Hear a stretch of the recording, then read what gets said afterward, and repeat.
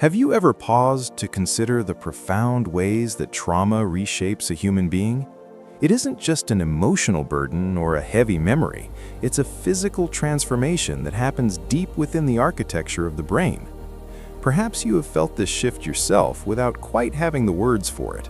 You might be moving through a perfectly normal day when suddenly you feel a sense of profound distance, as if you're observing your own life through a thick pane of glass.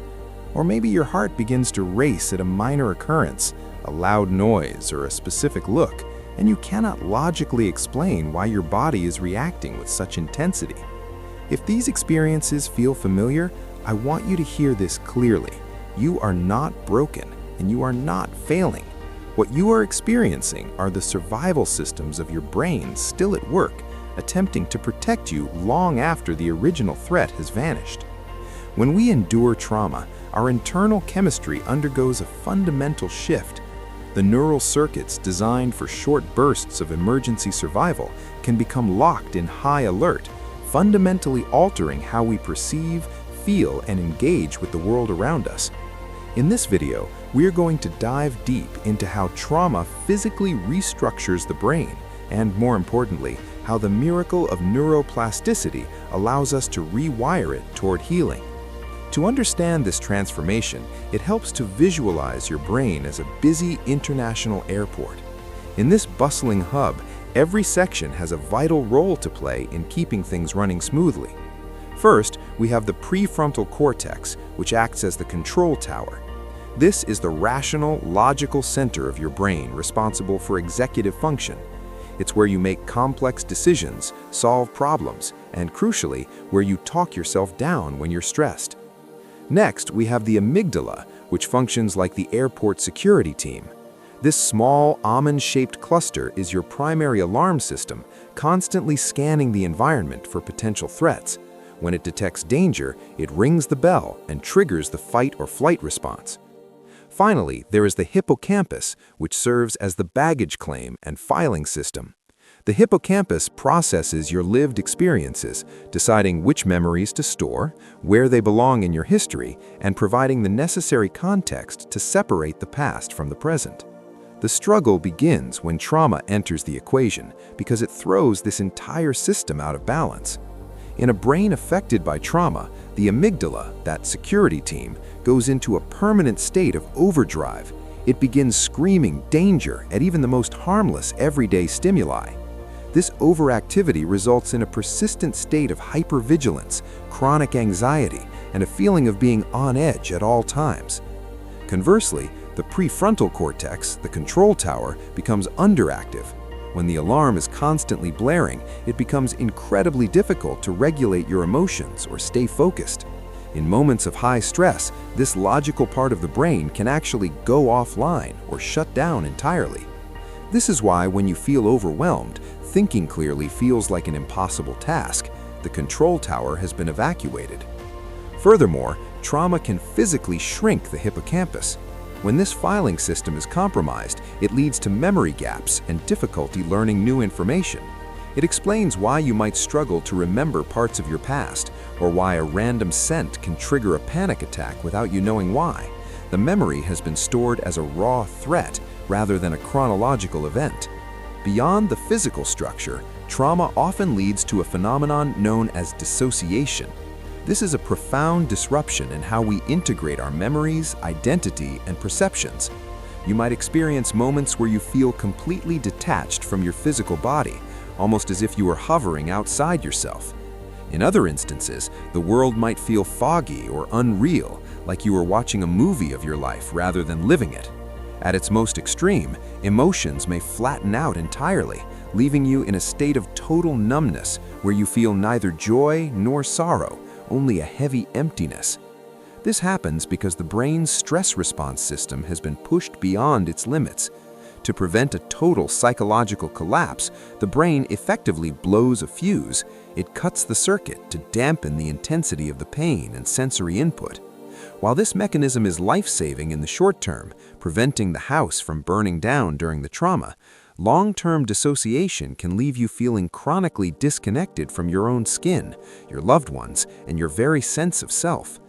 This isolation often makes survivors feel trapped in the very pain they're trying so hard to leave behind. Let's take a quick moment for a midpoint check-in. If you are still watching, I want to thank you for sticking with this. It shows a tremendous amount of courage to look at these difficult truths, whether you are trying to understand your own journey or supporting someone you love. That effort matters more than you know. Please don't let this information discourage you. As we move forward, everything will start to click into place. Once you understand the why behind your reactions, you can begin to view your brain not as a broken machine, but as a masterpiece of survival that is ready to be gently retuned.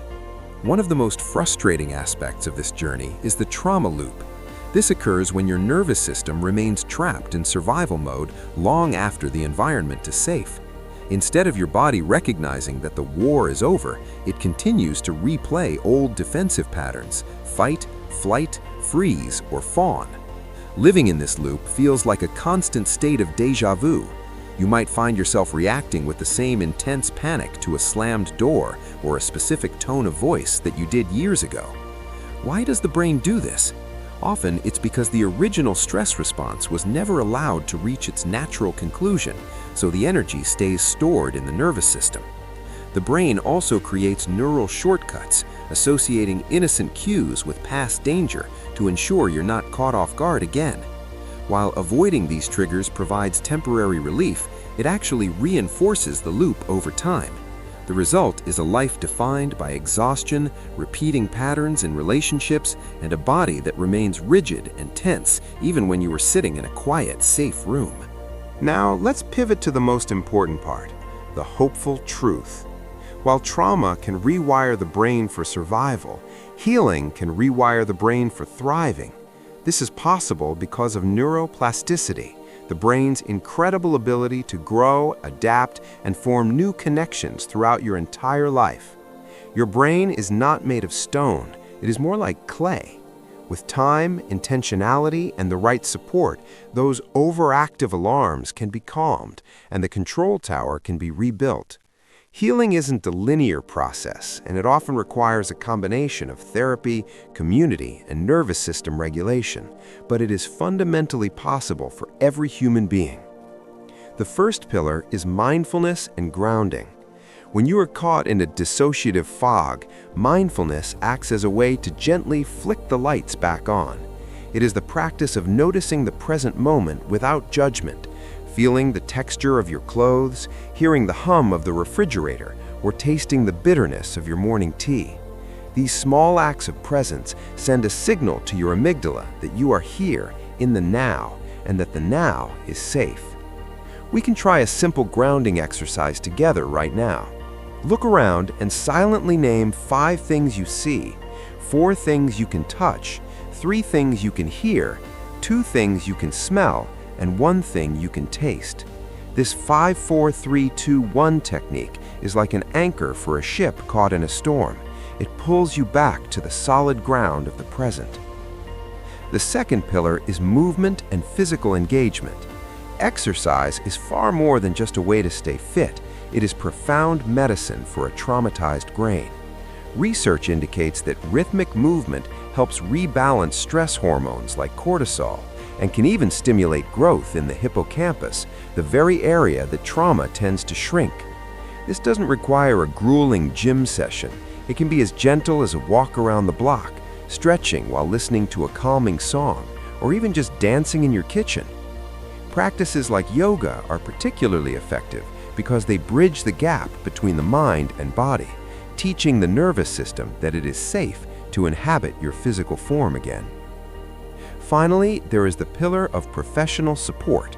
Specialized therapies like EMDR, eye movement desensitization and reprocessing, are specifically engineered to help the brain file away traumatic memories that have been stuck in the present. Other frameworks like cognitive behavioral therapy, CBT, or internal family systems, IFS, provide the tools to dismantle the negative thought patterns that trauma leaves behind.